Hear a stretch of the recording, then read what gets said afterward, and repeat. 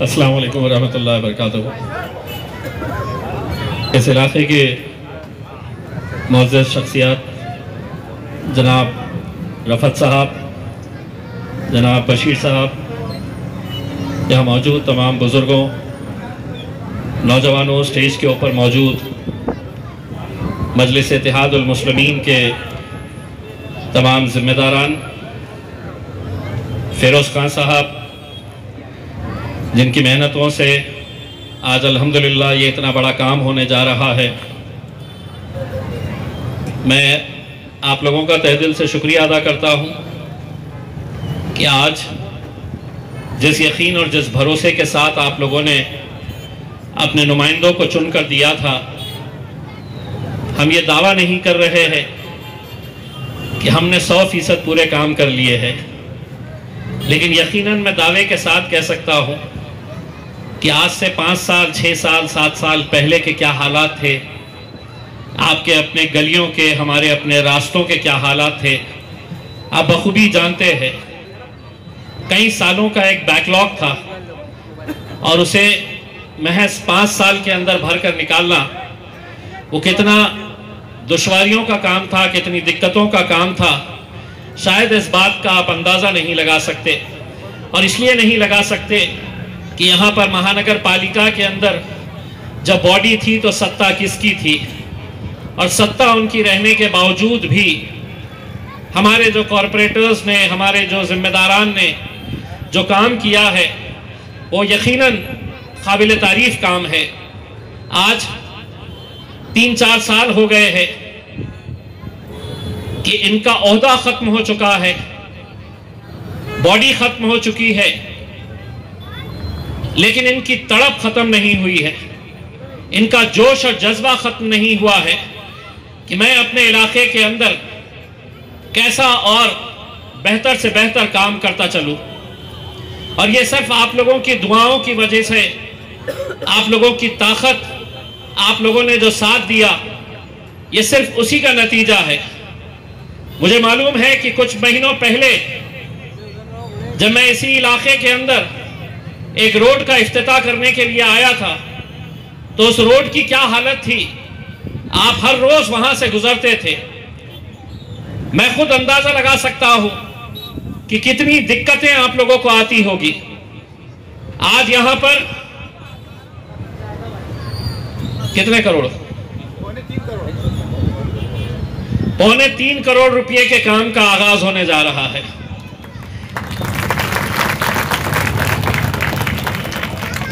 ये कला तो मेरे पास भी नहीं है कि इतना पैसा ये लोग निकाल के लाते कहां से है। मैं तो अब ये सोच रहा हूं कि अगर मेरे को मेरा कुछ काम निकलवाना है तो ये लोगों को साथ में लेकर जाऊं तो कुछ फंड मैं भी निकाल सकता हूं बाहर। लेकिन अल्हम्दुलिल्लाह आज ये काम हो रहा है, मुझे खुशी है ज़ाती तौर के ऊपर। इस मौके के ऊपर मैं 2 और बातें करना चाहता हूं, क्योंकि मैं उस इलाके के अंदर आया हूं। कुछ दिन पहले मैंने किराड़पुरा में एक रोड का इफ्तिताह किया और उसके बाद वहां के जितने भी मस्जिदों के इमाम हैं उन लोगों के साथ एक मीटिंग हमने हमारे अयूब जागीरदार साहब के घर के ऊपर ली, और उसका मकसद ये था कि हम अपने तौर के ऊपर अपने इलाकों में जो आज एक गंदगी फैल रही है, या यूं कहिएगा एक गंदगी फैलाई जा रही है, ताकि इन इलाकों के नौजवानों को कैसा कमजोर किया जा सकता है। बहुत दूर नहीं, इसी इलाके से बहुत करीब कुछ दिन पहले एक मर्डर हो जाता है और उसमें बंदूक का इस्तेमाल किया जाता है। सोचिए आज हम किस मुकाम के ऊपर आ गए हैं कि क्या मैं और आप भी महफूज हैं। नशे में आने के बाद नौजवान लड़का किस हद तक जुर्म को अपना रहा है, ये आए दिन हमें सिर्फ अपने शहर में नहीं, ऐसे बहुत सारे शहर हिंदुस्तान भर में हम देखते हैं, और मैं ये दावे के साथ कह रहा हूं, पूरी जिम्मेदारी के साथ कह रहा हूं, ऐसा नहीं है कि कोई नशे का कारोबार कर रहा, कोई नशा खरीद रहा, कोई इस्तेमाल कर रहा। ये पूरा का पूरा जो खेल है ये सरकार की देखरेख के अंदर हो रहा है, पुलिस की निगरानी के अंदर हो रहा है। पुलिस बखूबी जानती है कि किस इलाके के अंदर, किस घर में, किस दुकान के अंदर ये कारोबार चल रहा है। लेकिन उन्हें तुम्हारे मरने से, हमारे मरने से कोई फर्क नहीं पड़ता है। उन्हें उनका हफ्ता मिल रहा, उनका पैसा मिल रहा। और अगर ये नौजवान लड़के अगर नशे के अंदर मर रहे हैं या मार रहे हैं तो किसी को कोई फर्क नहीं पड़ने वाला। इसीलिए ये हमको तय करना है कि हम खामोश बैठकर तमाशा देखते रहे या हम अपने तौर के ऊपर इसको रोकने के लिए अपने अपने मोहल्ले में, अपने अपनी गली में, अपने अपने इलाकों के अंदर कुछ ठोस कदम उठाए। मुझे मालूम है जो नशे का कारोबार कर रहा वो इतना पैसा बना ले रहा कि उसे लग रहा कि मैं तो पुलिस को भी खरीद सकता हूं, मोहल्ले के बड़े बड़े गुंडों को भी मैं खरीद सकता हूं। कई सारे लोग जो जानते हैं कि नशे का कारोबार कहां चल रहा है, लेकिन मुंह इसलिए नहीं खोल रहे कि कहीं ना कहीं डर और खौफ उन्हें सता रहा है। मैं आप लोगों से यह अदबन गुजारिश करने के लिए आया हूं कि आप लोग अगर सामने नहीं आना चाहते हैं, खामोशी में जानकारी दीजिए, मेरे पास तक पहुंचाइए जानकारी, और बाकी की जिम्मेदारी मेरे ऊपर छोड़ दीजिएगा। मैं देखूंगा कि कैसा नहीं बंद किया जाता है। देखिए, पहले दलितों के इलाकों के अंदर शराब की दुकानें खोली जाती थी ताकि दलित समाज नशे के अंदर धुत रहे। आप देखिए, पूरे हिंदुस्तान के अंदर सबसे ज्यादा शराब की दुकानें, देसी दारू के दुकानें अगर कहीं लगाई जाती है तो वो दलितों के बस्तियों के अंदर। मुसलमान शराब को हाथ नहीं लगाता, हमारा मजहब इजाजत नहीं देता, लेकिन नशा, गोली, बटन सब है। ये सच्चाई है नहीं है, लेकिन मुझे क्या, मेरा पड़ोसी ले रहा है। वो दिन दूर नहीं जब ये जहर आपके भी घर में पहुंचेगा। मर्डर किसी एक का अगर हुआ है तो कल आपका और मेरा भी हो सकता है। अगर आज हमने इसके खिलाफ आवाज नहीं उठाई, आवाज बुलंद नहीं की, अरे पुलिस अगर चाहे तो 24 घंटों के अंदर ये तमाम कारोबार बंद हो सकते हैं, बंद करा सकते हैं। लेकिन मैंने जैसा कहा है, क्या फर्क पड़ता है इतनी आबादी के अंदर, हर मोहल्ले से 2-5 अगर टपक गए, कोई फर्क नहीं पड़ता है उन्हें।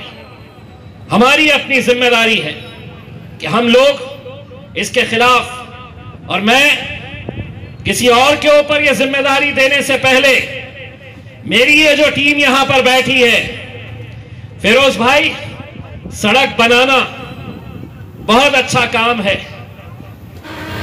लेकिन अगर मोहल्ले के नौजवान कमजोर हो जाएंगे, कितनी भी मजबूत सड़क बना लो, किसी काम की नहीं रहने वाली है।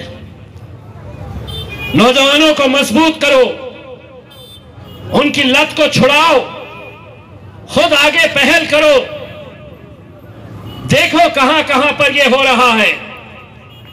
अफसोस की बात तो यह है, बेचने वाला हमारा अपना, खरीदने वाला हमारा अपना, इस्तेमाल करने वाला हमारा अपना।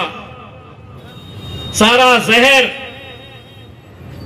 हम मस्जिदों में नमाजें तो पढ़ने के लिए जा रहे हैं, लेकिन हमने अय्यूब साहब के घर की मीटिंग के अंदर तमाम उलमा इकराम को हमने अकबन गुजारिश किया है कि हर नमाज में, खुसूसन जुमे की नमाज में, नौजवानों के अंदर यह बेदारी तैयार करिएगा कि नशे की तरफ तुम जा रहे। आज जाइए हॉस्पिटल के अंदर, बड़े गांव में, आपको हैरानी होगी, आपके ज़हनो गुमान में नहीं होगा ये कि ये नशा बच्चियों तक पहुंच चुका है। बच्चियां उस अस्पताल के अंदर एडमिट है। वजह यह है कि कॉलेज में शौक के तौर पे सहेलियों ने कहा करके देख। बहुत संजीदगी से इन मुद्दों की तरफ गौर करने की जरूरत है। आज मुझे जाती तौर के ऊपर यह खुशी है कि हम जितना काम कर सकते हैं, हम पूरी ईमानदारी के साथ हम ये काम करने की कोशिश कर रहे हैं। पिछले 3-4 साल से मैं भी इंतजार कर रहा हूं कि कब महानगर पालिका का इलेक्शन आए। देखते देखते अब मेरा आ जा रहा है, इन लोगों का आ ही नहीं रहा है।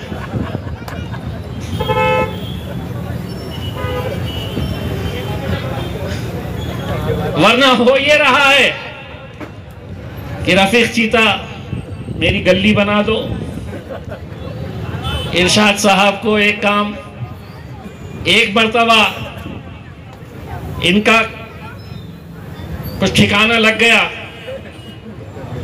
तो मेरे हिसाब से मेरे लिए भी बहुत आसान हो जाएगा। मैं आप तमाम लोगों का तहे दिल से शुक्रिया अदा करता हूं। फिरोज साहब को और उनकी पूरी टीम को मुबारकबाद देता हूं कि जिस तड़प के साथ, जिस लगन के साथ आपने जद्दोजहद करके ये पैसा निकलवाया, ये फंड्स निकलवाए और ये काम का उद्घाटन होने के लिए आज जा रहा है। मैं उनसे यही अपील करना चाहूंगा कि मैं खुद जहां पर उद्घाटन करने के लिए जाता हूं, जेई साहब, कॉन्ट्रैक्टर साहब, मेरा एक उसूल है कि अगर मैं उद्घाटन करता हूं तो 24 घंटे या ज्यादा से ज्यादा 48 घंटे के अंदर काम शुरू करवाता हूं। तो आपसे भी गुजारिश है कि आज जुम्मा है, हफ्ता इतवार ले लीजिएगा और सोमवार से अगर काम शुरू कर दे तो मेरे हिसाब से ज्यादा बेहतर रहेगा। वर्क ऑर्डर मिल चुका है तो जितने जल्द से जल्द ये काम शुरू अगर होगा तो इंशाल्लाह जल्द ये काम मुकम्मल होगा। आगे और भी बहुत सारे कामों के उद्घाटन इंशाल्लाह भी बचे हुए हैं। अगले 1 महीने के अंदर हमारी और कोशिश है कि हम जितने ज़्यादा इलाकों के अंदर जा सकते हैं, जहां जहां पर भी कई सालों से कुछ काम नहीं हुए हैं, उन कामों को कर सकते हैं। इन इलाकों के अंदर तो बहुत काम हो चुके हैं क्योंकि यहाँ पर आपका अपना नुमाइंदा था, लेकिन कई ऐसे इलाके हैं कि जहां पर हमारा नुमाइंदा नहीं होने की वजह से उन इलाकों के अंदर काम नहीं हो पाया है। तो ऐसे इलाकों के अंदर भी हम काम का सिलसिला जारी रखे हुए हैं। इंशाअल्लाह आप लोगों की दुआएं, आप लोगों का साथ जो हमेशा से रहा है, जो मजलिस इत्तेहादुल मुस्लिमीन, खास तौर से मेरे क़ायद बैरिस्टर असदुद्दीन अवैसी साहब के ऊपर आप लोगों ने जो यकीन करके इन लोगों को यहाँ के इस महानगर पालिका के अंदर भेजा, और मैं जिंदगी भर आप तमाम लोगों का एहसानमंद रहूंगा कि आप लोगों की मेहनत थी, आप लोगों की ताकत थी, आप लोगों का साथ था कि पूरे महाराष्ट्र से इकलौता एक मुसलमान खासदार आपने है तो दिल्ली के अंदर पहुंचाए हैं। ये आप लोगों का मेहनत का नतीजा है कि अल्हम्दुलिल्लाह वहां पर हम गए और पूरी ईमानदारी के साथ आपके जितने मुद्दे हैं, आपके जितने मसाइल हैं, उनको हल करने के लिए पूरी ईमानदारी के साथ कोशिश कर रहे हैं और इंशाअल्लाह ये कोशिश आगे भी जारी रहेगी। बहुत बहुत शुक्रिया। वाखिर दवाना औज़ु बिल्लाहि मिनश शैतानिर रजीम, बिस्मिल्लाहिर रहमानिर रहीम। आज इस इफ्तिताही तकरीब के मौके पर स्टेज पे तशरीफ फरमा मेरे कायदे मोहतरम आली जनाब इम्तियाज जलील साहब, तमाम ही कॉरपोरेटर्स और आज जिसने ये महफिल सजाई इस इलाके के कॉरपोरेटर फेरोज खान साहब और हमारे सीनियर रफत साहब, बशीर साहब, सामने बैठे हुए तमाम ही मुअज़्ज़िज़ीन, अस्सलाम वालेकुम रहमतुल्लाहि व बरकातुहू। दोस्तों, पिछले कुछ साल पहले जो शहर गढ़ों का शहर के नाम से जाना जाता था, तो आज मैं समझता हूँ कि आज बेहतरीन सड़कों में तब्दील हो रहा है और कुछ दिनों बाद यही शहर अच्छी सड़कों वाला शहर कहलाएगा। ये इसीलिए मुमकिन हो पाया है कि आज आपने जो यहाँ पर क़यादत खड़ी की है, आज रुकने पार्लियामेंट इम्तियाज जलील साहब जिनकी क़यादत में तमाम ही कॉरपोरेटर्स पूरे शहर में हर इलाके में काम कर रहे हैं, वो इस मजबूत क़यादत की वजह से मुमकिन हो पा रहा है। दोस्तों, मैं आपको बताऊं कि ये एक काम नहीं है। पिछले कुछ सालों से जब से इम्तियाज जलील साहब चुनकर आए हैं, तो मैं समझता हूं कि आपको कुछ कामों को बताना जरूरी है कि जो पहले भी हमारे बीच कई ऐसे एमएलए सेक्युलर पार्टी के हुआ करते थे, मिनिस्टर हुआ करते थे, लेकिन उन्होंने कभी इस बात का ख्याल नहीं रखा। किराड़पुरा जो है तो आज मजबूत एक सड़क वाला इलाका बन चुका है।